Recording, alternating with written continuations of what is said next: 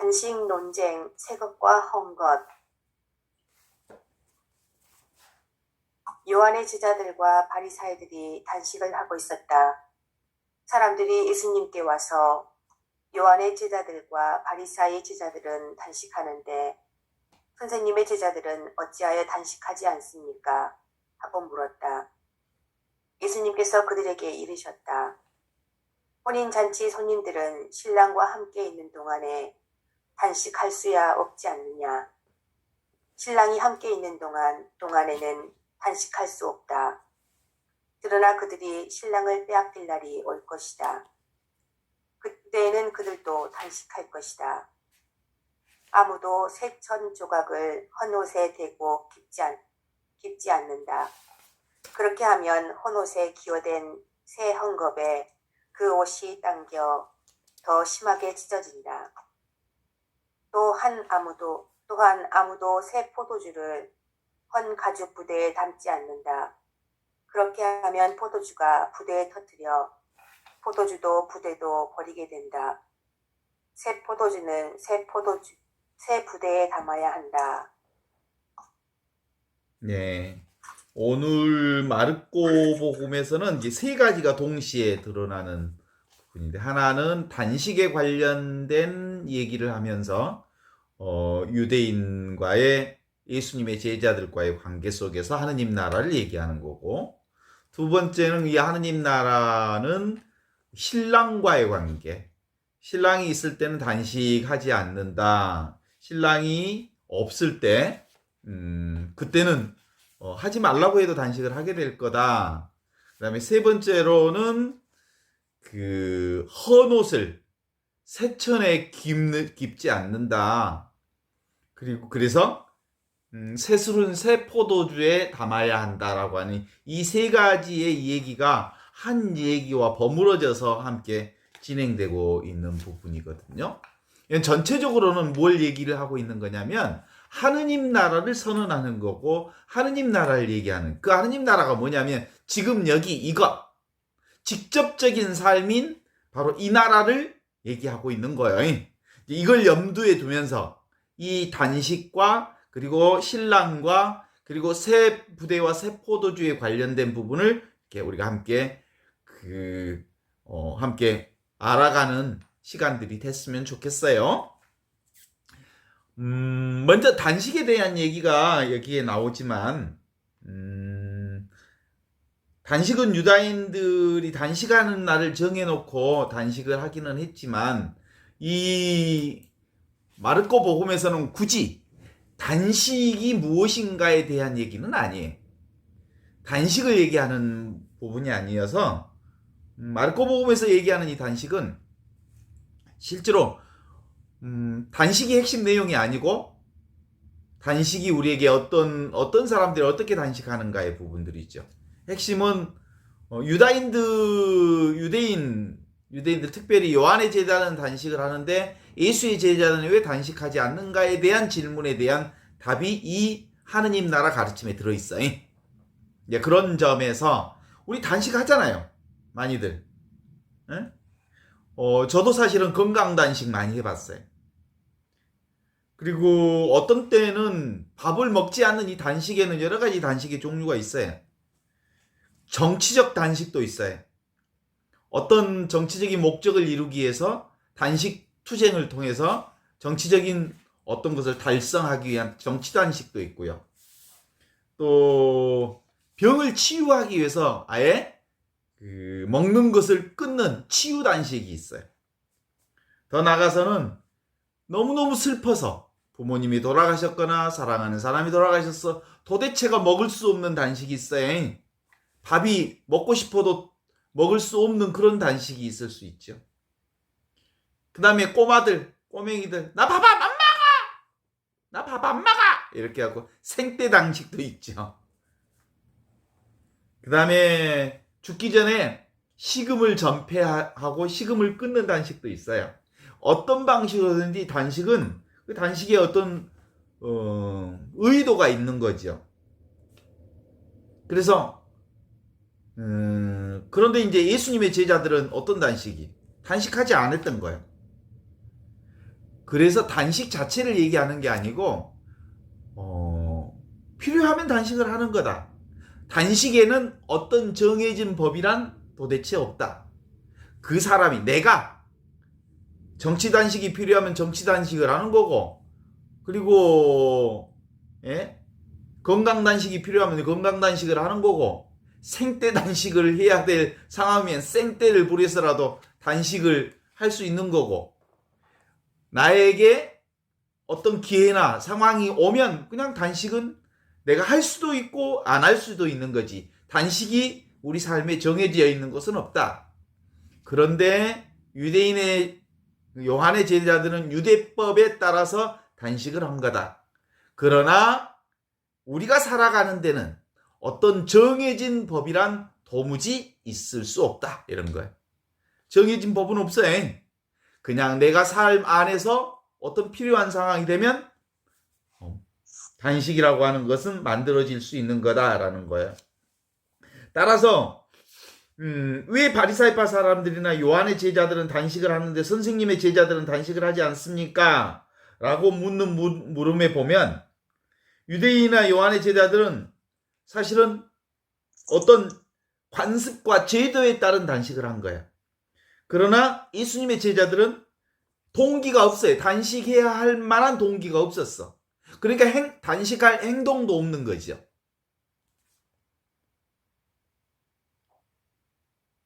예수님이 단식하지 않았기 때문에 제자들이 단식하지 않았던 게 아니고, 단식할 동기가 없으면 단식할 행위도 없다라는 거죠. 그러니까 바리사이파 사람들이나 요한은 누구야? 아브라함의 아들이라고 한다면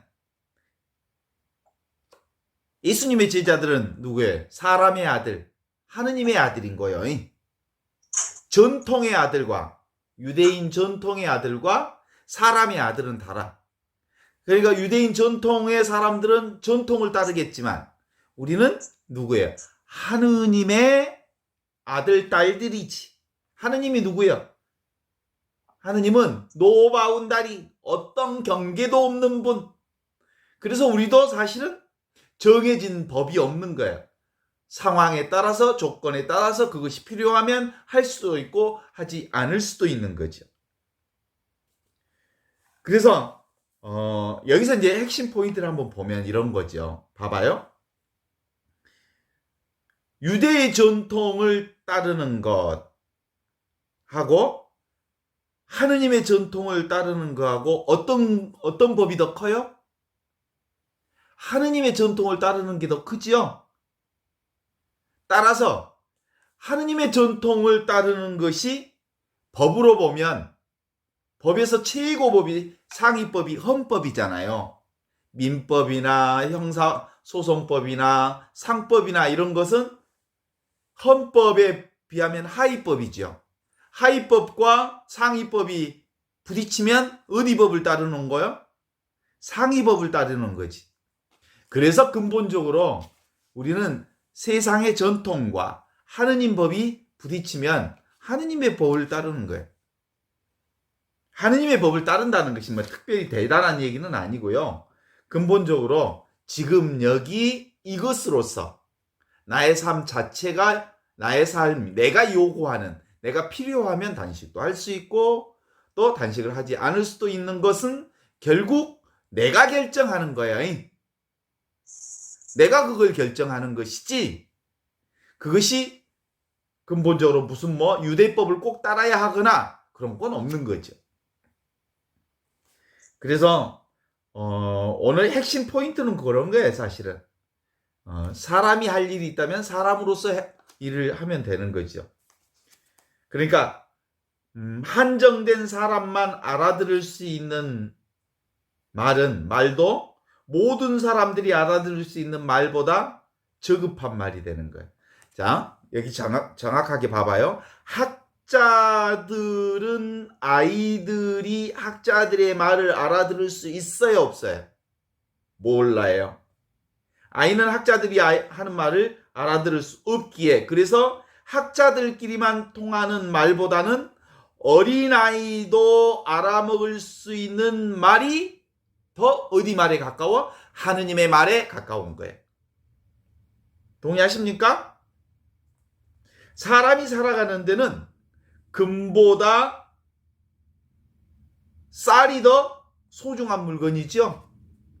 그래서 금보다 쌀이 더 흔하고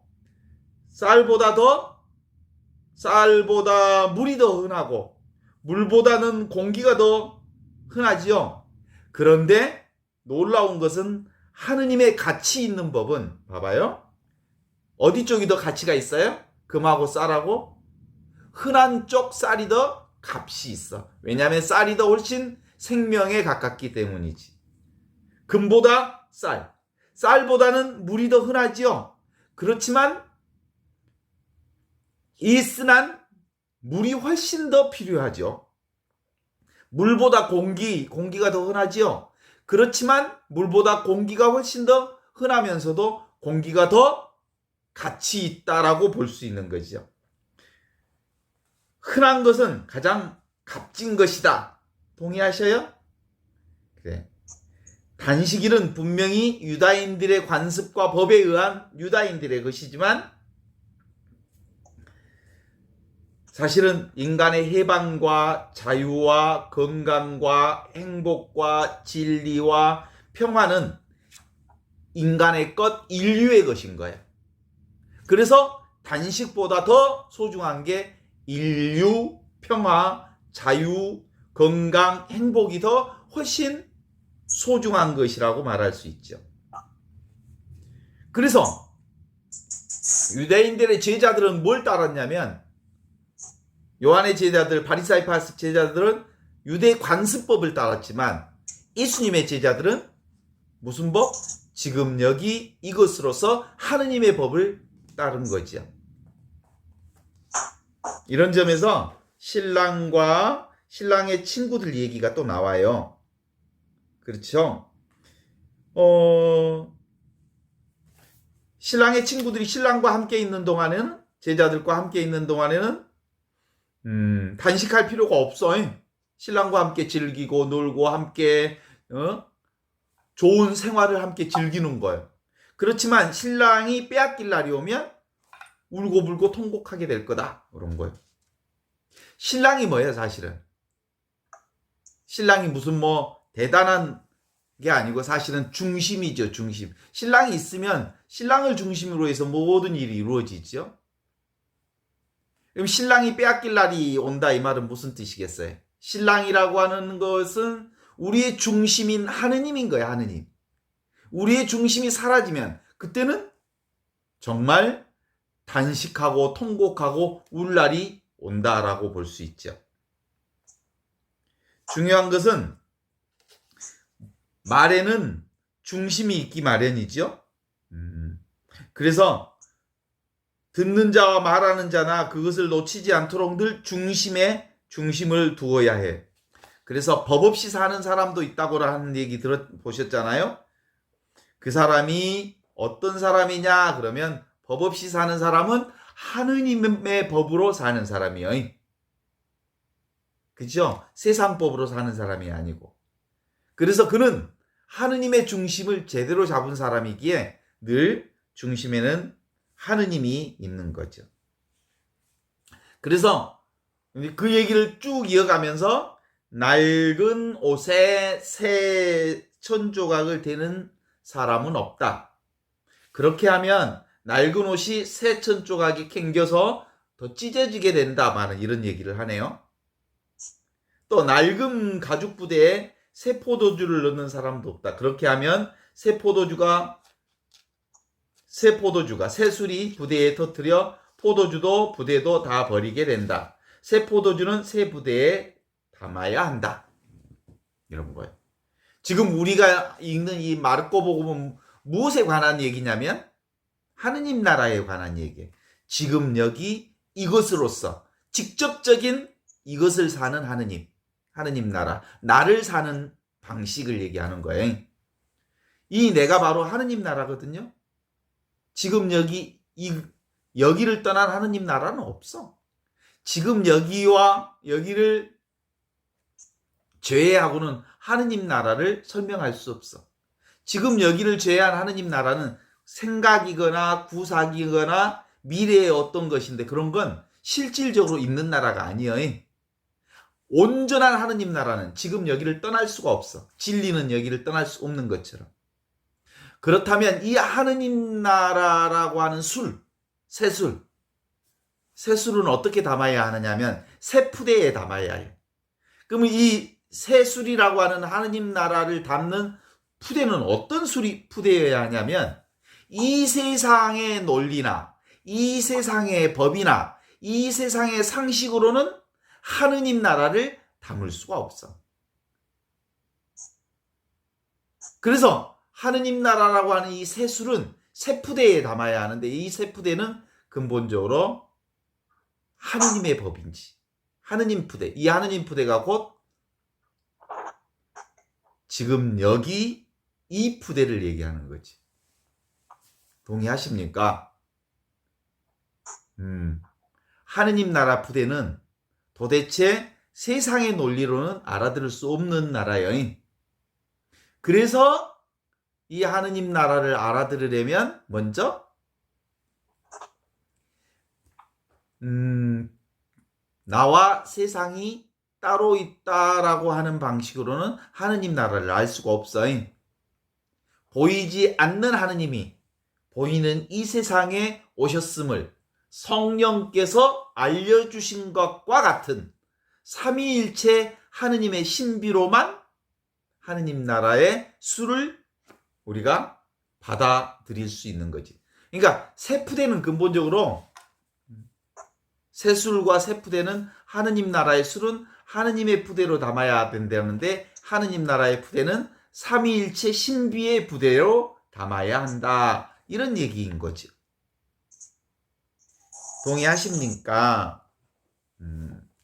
그래서 실제로는 이 하느님 나라는 인간의 방식으로 이해할 수 없다니까. 그래서 자꾸 우리가 하느님 나라의 신비를 이해하는 방법은 인간의 생각과 감정과 느낌을 내려놓을 때 멈출 때 비로소 하느님 나라가 보이는 거예요.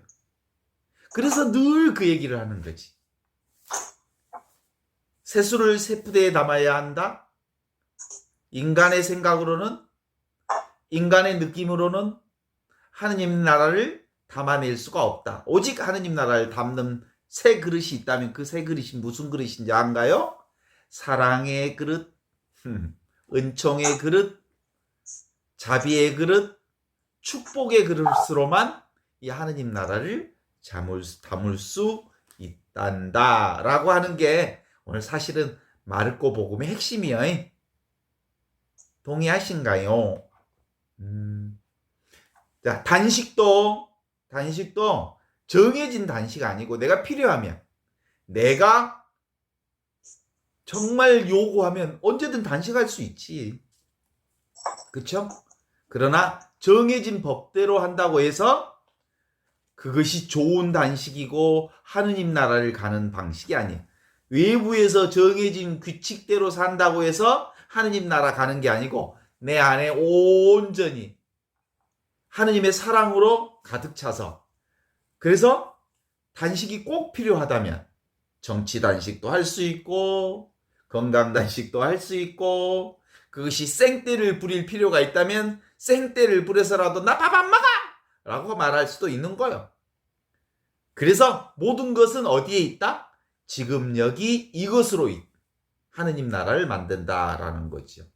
신랑이 있는 동안에는 신랑과 함께 먹고 마시고 함께 더불어 아름다운 세상을 살아가는 것이 우선이지. 그렇죠?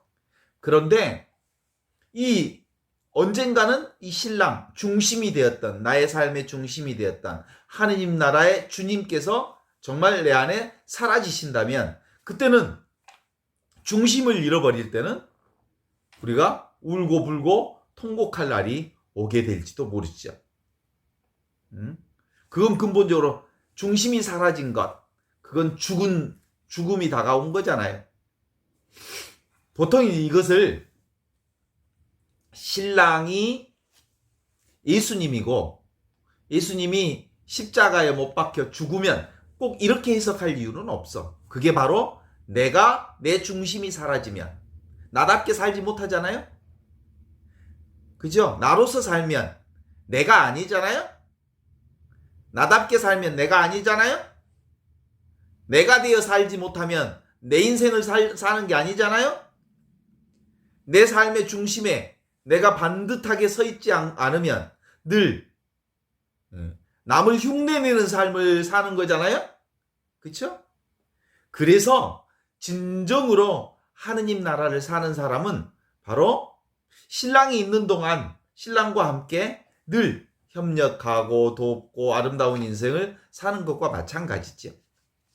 그래서 우리에게 늘 세포도 새술, 하느님 나라라고 하는 이 새술을 담는 새 부대가 필요한데, 이 새술은 하느님 나라를 담는 새술이기 때문에 인간적인 방식을 내려놓아야 비로소 하느님 나라를 담을 수 있다. 따라서 멈추어라. 그러면 보일 것이다. 이런 거죠.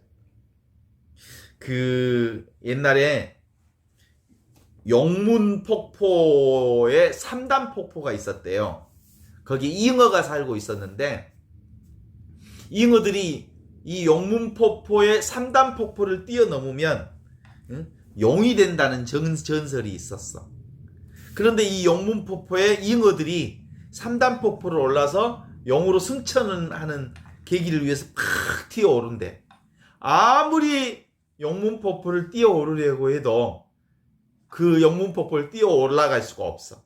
그래서 올라가다가 떨어지고 올라가다가 떨어지면서 그 잉어들의 이마에 피멍이 들어가지고 잉어들 머리가 빨갛고 멍이 들어서 그 비단 잉어들이 많이 생겼대. 용문폭포에 뛰어내려갖고 피멍이 들어서. 그 잉어들도 어느 날 천둥번개가 잉어의 꼬리를 빠방 때리면서 그것이 순간적으로 이 용문폭포의 3단 폭포를 뛰어넘는 경우가 종종 생겨서 그들이 용이 되는 경우가 있을 때는 전설이 있어. 그 말이 뭔 말이에요? 잉어들의 자신들의 노력으로는 용문폭포를 뛰어넘을 수 없지만 천우신조가 있어서 하늘에서 번개가 빠바방 치면서 용문폭포를 뛰어넘는 기회를 갖게 되더라. 이런 얘기란 말이죠. 그 얘기는 뭐겠어요? 하느님 나라의 이 신비를 아는 것은 인간의 노력으로는 알 수 없고 하늘에 어떤 은총과 축복이 내려져서 이게 우리가 하늘나라로 오르는 그 놀라운 힘이 생기는 거다. 이런 뜻을 얘기하고 싶어서 제가 드리는 말씀이, 그러니까 성령의 도우심이 있지 않으면 그 누구도 하느님 나라의 비밀을 살 수 없다. 삼위일체 신비를 살 수 없다는 거예요. 삼위일체 신비는 바로 성부 하느님이 보이는 이 세상에 오시는 것을 누가 가르쳐줘요? 성령의 체험으로만 가능한 거예요. 그러니까 우리가 아무리 두 눈을 육안으로 세상을 봐도 하느님 나라는 안 보여. 영안으로만 볼 수 있도록 성령께서 우리의 이 두 눈을, 영적인 눈을 띄워주실 때만 비로소 하느님 나라가 보여진다. 이런 뜻이지. 그래서 이 하느님 나라는 힘을 들수록 힘이 얻어지는 나라예요. 그래서 하느님 나라를 찾는 방법은 힘을 빼고 힘을 덜하고 힘을 내려서 자아를 점점점 나는 점점점점점점점점점점점점점점점점 작아질 때 비로소 내 안에서 그리스도는 점점점점점점점점 커지셔서 그분이 나를 온전히 점령할 때 비로소 나는 그리스도인으로서 열린 의식을 가지고 열린 존재로서 순수 하느님 나라를 살 수 있게 해준다라고 하는 거죠. 그러니까 이 그리스도인으로 산다고 하는 것은 인간적 노력이나 인간적인 애씀이나 인간적인 용씀으로 얻어질 수 있는 나라가 아닌 온전히 하느님의 은총과 하느님의 은혜와 하느님의 축복으로서만 가능해지는 나라인 거라, 이런 거지. 동의하십니까? 그래서 이 허공성을 깨닫는 거예요. 그러니까 여기서 근본적으로 하느님 나라를 가는 유일한 방법은 나는 아무것도 아닙니다 라고 하는 나의 허공성을 내가 인정할 때 비로소 하느님 나라의 그리스도가 나를 온전히 차지하는 그리스도의 열린 의식이 내 안에 전체적으로 회복되는 거죠. 그래서 우리는 그럴 때 비로소 그리스도의 시선으로 세상을 보게 되는 거죠.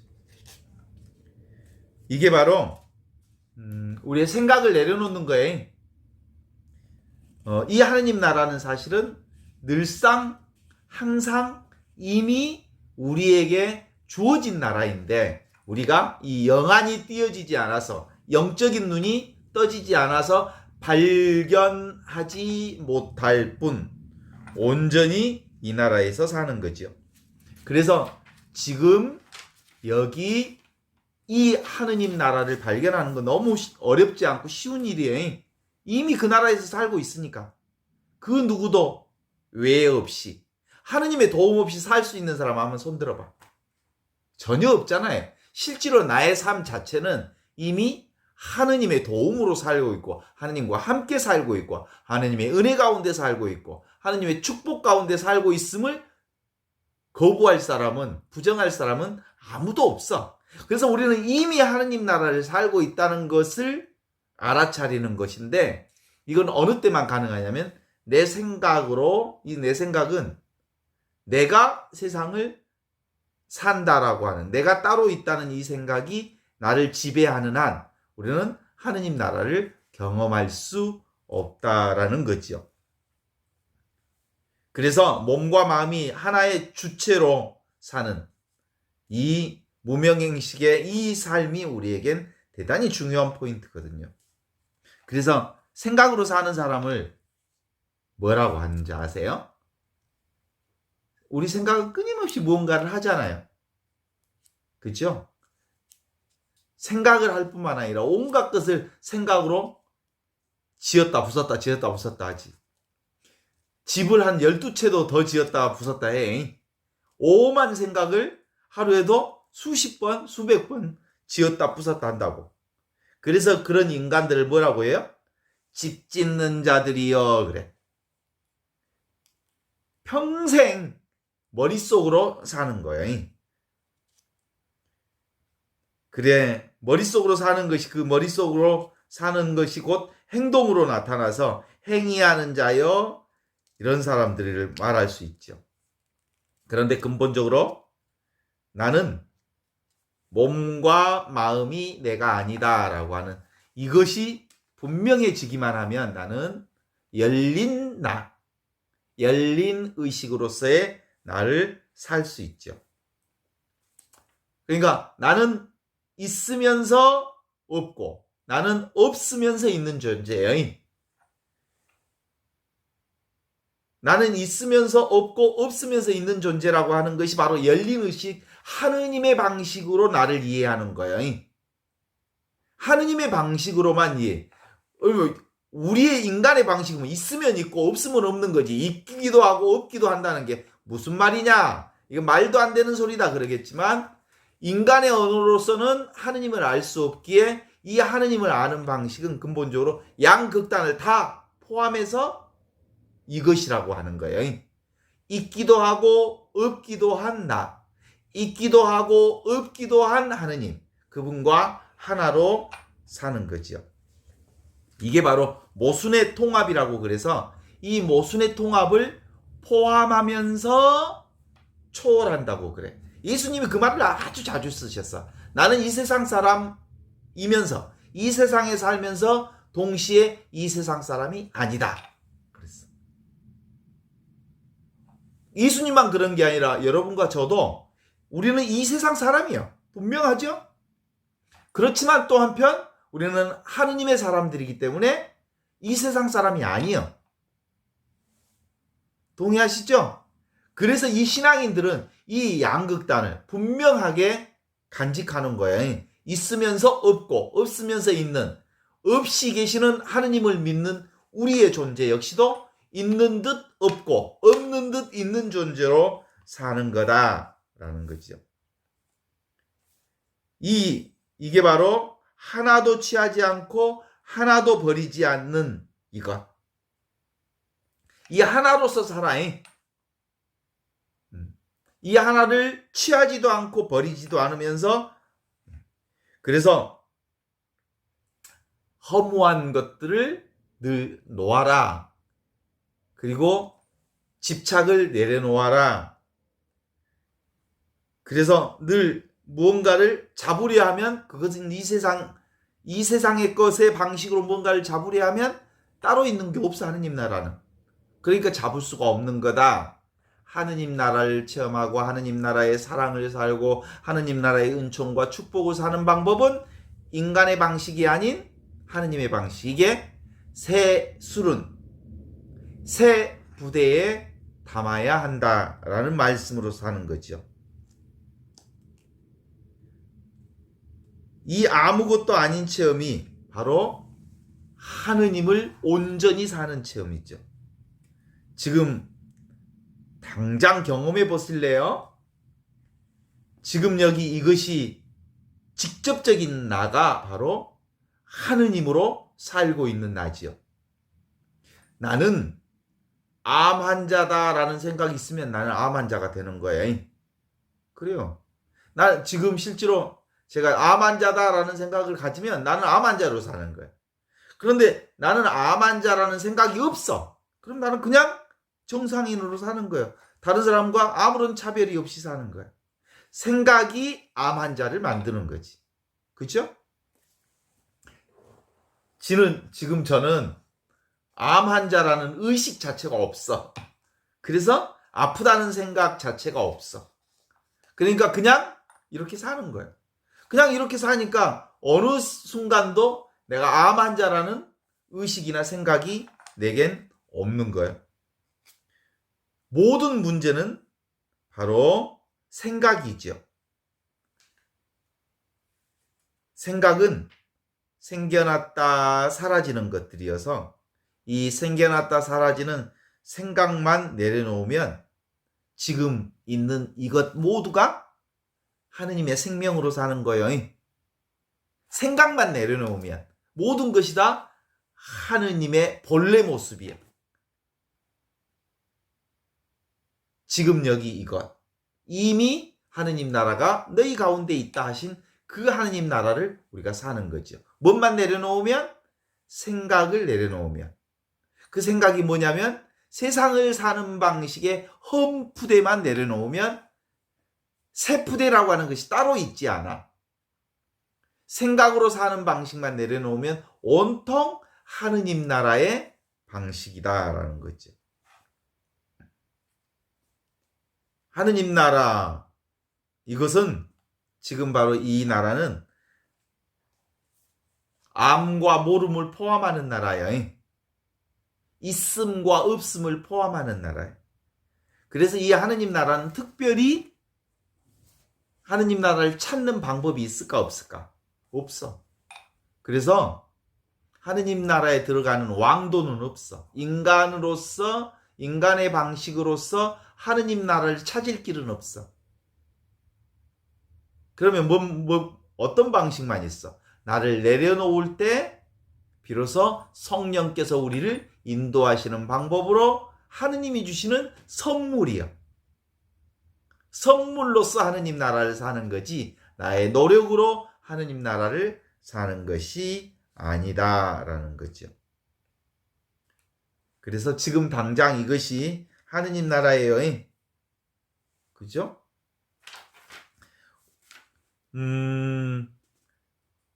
다만 내려놓기만 해라. 그러면 모든 것이 다 하느님 나라를 살고 있는 것이다. 그래서 이제 우리 의식 속에 예수님이 하신 말씀이 이제 정확하게 들어오잖아요. 나는 길이다. 나는 진리다. 나는 생명이다. 나를 통하지 않고서는 아무도 하느님 나라에 들어갈 수 없다. 그때 말하는 내가 누구야? 지금 여기 나야. 지금 여기 이것이 생명이고, 지금 여기 이것이 진리고, 지금 여기 이 직접적인 이것이 하느님 나라의 축복인 거예요. 그래서 지금 여기 나로서 사는 이 직접적인 나를 통하지 않고서는 아무도 하느님 나라에 들어갈 자는 없다라는 거예요. 그리고 다른 것은 다 환상이요.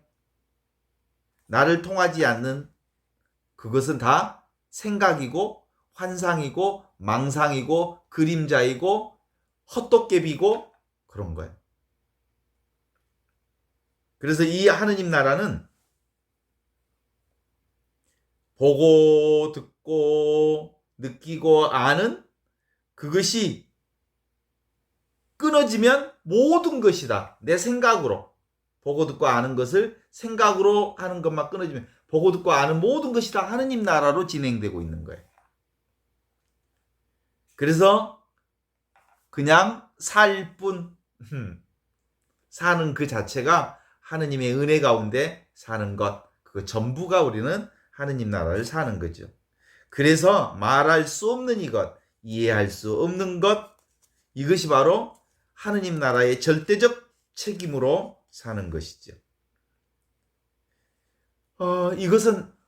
이것으로 우리는 하늘, 땅을 전부 덮는 이것이고, 모든 망상이 떨쳐버린 이것.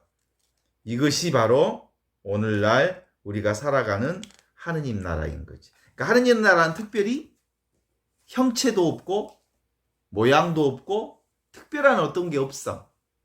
하느님 나라를 잡았다 하면 그것은 하느님 나라를 대상으로 선정하는 거잖아요. 어떤 따로 하느님 나라에 있다고 생각하는 거잖아요. 그건 하느님 나라로부터 멀어진 거예요. 하느님 나라는 따로 잡았다 할 수 있는 게 아니에요. 하느님 나라는 내려놓으면 온통 다 하느님의 열린 의식으로 존재하는 이 모든 나라가 하느님 나라다. 이렇게 보는 거죠. 이건 따로 있지 않아서 하느님 나라는 어떤 트로피 같은 게 아니에요. 볼 수 있는 트로피. 윤여정이 오스카상에서 이렇게 트로피를 간직하는 그렇게 보이는 물건이 아니라는 거죠.